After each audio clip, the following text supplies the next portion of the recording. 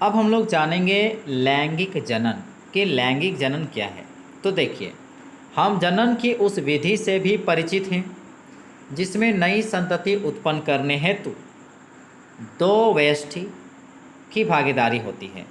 मतलब एक ऐसी प्रजनन की विधि से हम लोग परिचित हैं जिसमें संतति उत्पन्न करने के लिए दो एकल जीवों की भागीदारी होती है, और जिसमें दो एकल जीव की भागीदारी होती है वो लैंगिक जनन में आता है। देखिए, ना तो एकल बैल संतति बछड़ा पैदा कर सकता है और ना ही एकल मुर्गी से नए चूजे उत्पन्न हो सकते हैं। ऐसे जीवों में नवीन संतति उत्पन्न करने हेतु यानी कि नया संतति उत्पन्न करने हेतु नर एवं मादा दोनों लिंगों की आवश्यकता होती है। इस लैंगिक प्रजनन की सार्थकता क्या है? इस लैंगिक जनन की सार्थकता क्या है? क्या अलैंगिक जनन की कुछ सीमाएं हैं जिसकी चर्चा ऊपर हम लोग कर चुके हैं। देखिए, अलैंगिक जनन की कुछ सीमाएं हैं जिसको हम लोग पहले से पढ़ चुके हैं। अब बात यहाँ उठता है कि लैंगिक प्रजनन जो है प्रणाली क्यों, आखिर ये प्रणाली क्यों है, क्यों जरूरी है? तो देखिए, समझते हैं। एकल कोशिका यानी कि पैतृक कोशिका, जिससे नया संतति बनेगा, तो जिससे बनता है उसको पैतृक कहते हैं। तो एकल पैतृक कोशिका से दो संतति कोशिकाओं में बनने में, दो कोशिकाओं के बनने में, मतलब एकल कोशिका से दो संतति कोशिकाओं के बनने में डीएनए की प्रतिकृति बनना एवं कोशिकीय संगठन दोनों ही आवश्यक है। हम लोगों ने इस विषय पर पहले पढ़ चुके हैं कि जब एक कोशिका से दो संतति कोशिका बनता है तो उसके लिए डीएनए की प्रतिकृति बनना जरूरी होता है, और साथ ही साथ कोशिकीय संगठन का होना भी आवश्यक होता है। जैसा कि हम जान चुके हैं कि डीएनए प्रतिकृति की तकनीक पूर्णतः यथार्थ नहीं है। पूरी तरह से एक्यूरेसी के साथ, पूरे यथार्थ के साथ डीएनए की प्रतिकृति नहीं बनती है, ये हम लोग पढ़ चुके हैं। यही वजह है कि परिणामी त्रुटियां जो होती हैं, कुछ न तो कुछ त्रुटि आ जाती है प्रतिकृति बनने में, तो जीव की समष्टि में विभिन्नता का स्रोत है। यानी प्रतिकृति बनते समय जो त्रुटियां आ जाती हैं उसी की वजह से क्या होता है, समष्टि में जीवों में विभिन्नता का स्रोत है।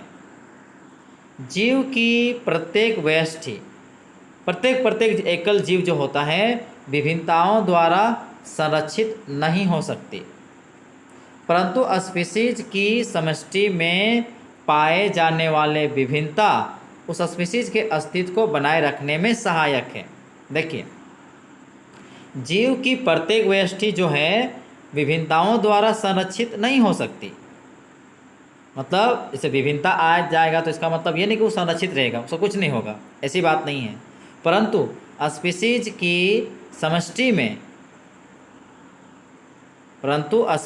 की समष्टि में पाए जाने वाली विभिन्नता स्पीशीज के अस्तित्व को बनाए रखने में सहायक है। अतः जीवों में जनन की कोई ऐसी विधि अधिक सार्थक होगी जिसमें अधिक विभिन्नता उत्पन्न हो सके। जीवों में जनन की ऐसी विधि अधिक सार्थक होगा जिसमें क्या होना चाहिए, जिसमें अधिक विभिन्नता उत्पन्न हो सके। यद्यपि डीएनए प्रतिकृति प्रणाली पूर्ण रूपेण यथार्थ नहीं है, हम लोग इसके बारे में जानते हैं, वो इतनी परिशुद्ध अवश्य है जिसमें विभिन्नता अत्यंत धीमी गति से होती है। देखिए, डीएनए की जो प्रतिकृति बनता है तो उसकी परिशुद्ध अवश्य है, और जिसमें विभिन्नता जो है अत्यंत धीमी गति से उत्पन्न होती है। यदि डीएनए प्रतिकृति की क्रियाविधि कम परिशुद्ध होती तो बनने वाली डीएनए की प्रतिकृतियां कोशिकीय संरचना के साथ सामंजस्य नहीं रख पाती। देखिए, अगर ये डीएनए की जो प्रतिकृति बनता है, अगर उसमें कम परिशुद्धि होती और उससे बनने वाली डीएनए प्रतिकृतियां जो हैं, उससे क्या होता कि नई कोशिका के साथ सामंजस्य नहीं रख पाती। परिणामतः क्या होता कि कोशिका की मृत्यु हो जाती है ऐसी स्थिति में। अतः परिवर्त उत्पन्न करने के प्रक्रम को किस प्रकार गति दी जा सकती है? तो जरा सोचिए कि अगर मान के परिवर्त उत्पन्न करना है, मतलब उसे परिवर्तन लाना है, तो प्रक्रम को किस प्रकार की गति दी जानी चाहिए? तो धीरे धीरे उसमें परिवर्तन होना चाहिए, यही कह सकते हैं। या कह सकते हैं कि प्रतिकृति में जो विभिन्नता आएगी तो वो बहुत कम। तो ये जो लिखा है कि प्रत्येक डीएनए प्रतिकृति में कई विभिन्नता के साथ साथ पूर्व पीढ़ियों की विभिन्नताएं भी संग्रहित होती रहती हैं। मतलब जो जीवों में विविधता आती हैं तो इससे पूर्व जो पूर्व पीढ़ी में जो जीवों में जो विविधता थी वो भी धीरे धीरे उसमें संग्रहित होती रहती है। अतः समष्टि के दो जीवों में संग्रहित विभिन्नताओं के पैटर्न भी काफ़ी भिन्न होंगे। अतः अगर हम बात करेंगे समष्टि के दो जीवों में तो वहाँ पर क्या होगा कि संग्रहित विभिन्नता जो जमा हुआ है पैटर्न में काफ़ी भिन्न होंगे, क्योंकि यह सभी विभिन्नताएं जीवित व्यष्टि में पाई जा रही हैं। क्योंकि यह सभी विभिन्नताएं क्या हैं? जीवित व्यष्टि में पाई जा रही हैं। अतः यह सुनिश्चित ही है कि यह विभिन्नताएं हानिकारक नहीं हैं। अतः यह सुनिश्चित ही है कि ये विभिन्नताएं जो हैं हानिकारक नहीं हैं। दो अथवा अधिक एकल जीवों की विभिन्नताओं के संयोग से, देखिए दो अथवा अधिक एकल जीवों की, दो या दो से अधिक एकल जीवों की जो विभिन्नताएं हों का जो संयोग से विभिन्नताओं के नए संयोग उत्पन्न होंगे। देखिए दो या दो से अधिक एकल जीव में अगर विभिन्नता है तो उनकी विभिन्नताएं क्या होंगी? संयोजन से जब जुड़ेगा तो विभिन्नताओं के नए संयोजन उत्पन्न होंगे, क्योंकि इस प्रक्रम में दो विभिन्न जीव भाग लेते हैं। अतः प्रत्येक संयोजन अपने आप में अनोखा होगा। जितने भी संयोजन होगा अपने आप में अनोखा होगा, क्योंकि दो या दो से अधिक जीवों की जो विभिन्नताएं होती हैं वो इसमें जुड़ता है और एक नया विभिन्नता उत्पन्न करता है। लैंगिक जनन में दो भिन्न जीवों से प्राप्त डीएनए को समाहित किया जाता है। देखिए जब लैंगिक जनन होता है तो दो जीवों से जो डीएनए आता है वो दोनों जीवों की जो डीएनए जो होती है समाहित किया जाता है, वो आपस में मिलते हैं।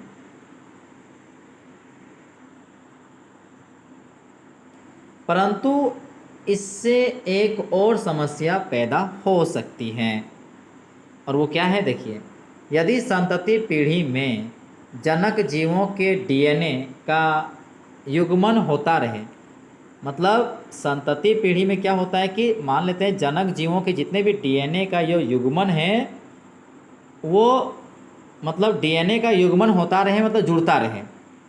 संतति पीढ़ी में जनक के जो जीवों के डीएनए हैं वो युग्मन होता रहे तो प्रत्येक पीढ़ी में डीएनए की मात्रा जो होगा पूर्व पीढ़ी की अपेक्षा 2 गुनी होती जाएगी।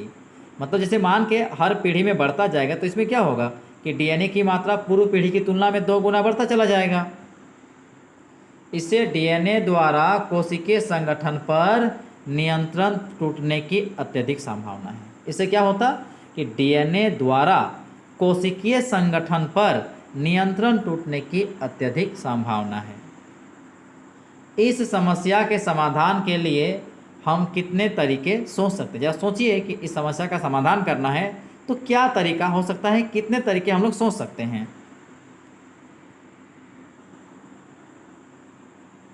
हम पहले ही जान चुके हैं जैसे जैसे जीवों की जटिलता बढ़ती जाती है, जैसे जैसे जीवों की जटिलता बढ़ती जाती है वैसे वैसे ऊतकों की विशिष्टता बढ़ती जाती है।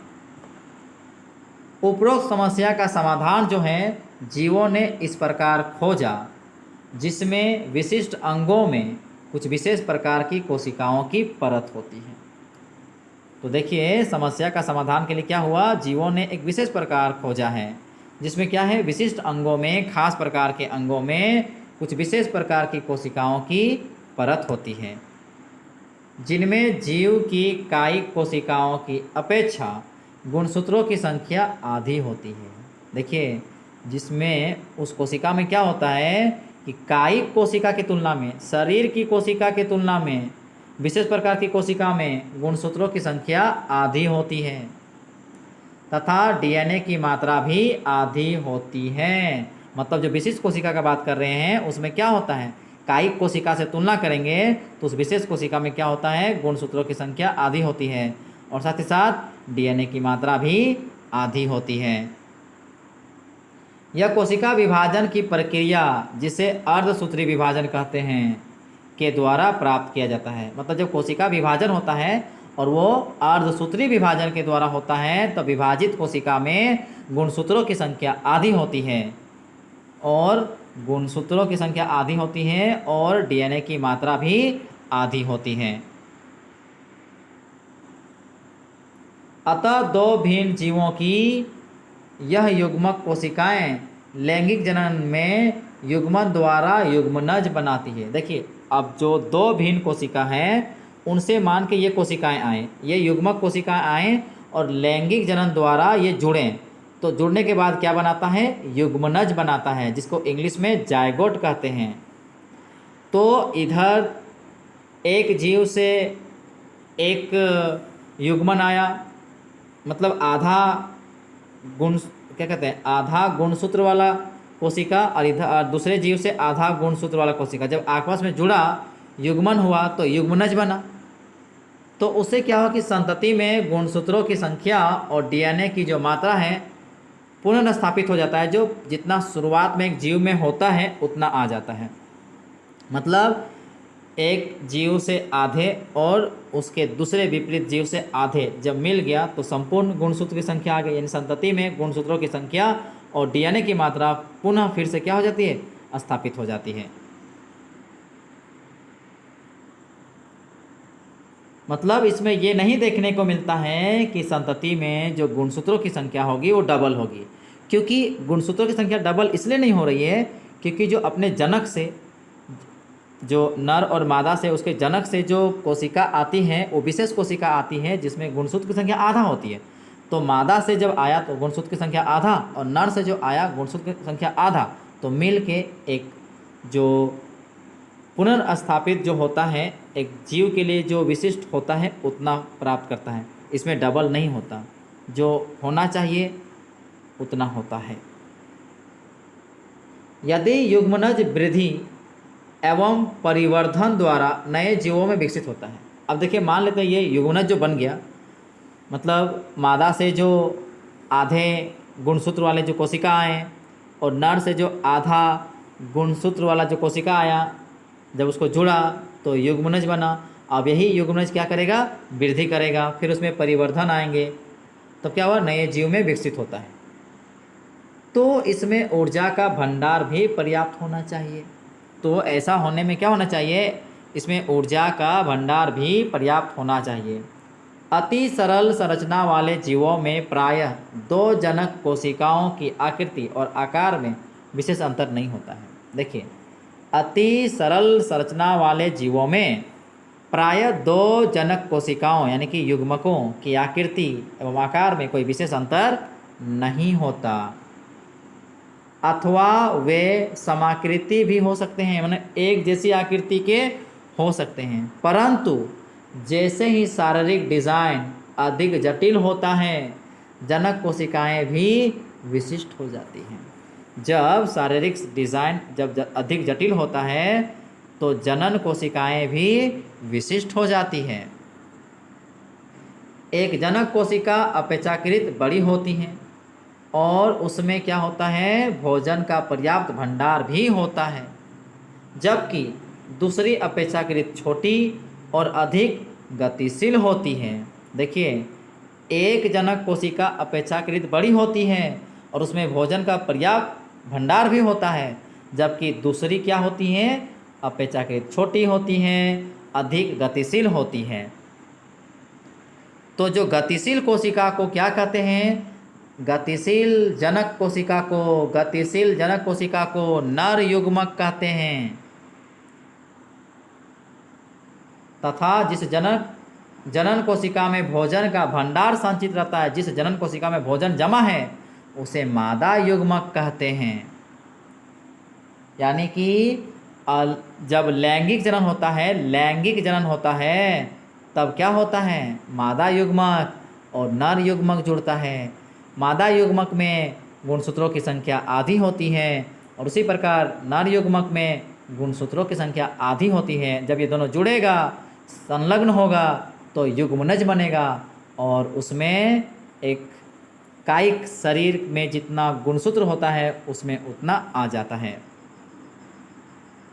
अगले कुछ अनुभाग में हम देखेंगे कि इन दो प्रकार के युग्मकों के सृजन की आवश्यकता से नर एवं मादा वयस्टियों में विभेद उत्पन्न किए हैं तथा कुछ जीवों में नर एवं मादा में शारीरिक अंतर भी स्पष्ट दृष्टिगोचर होते हैं, दिखाई पड़ते हैं।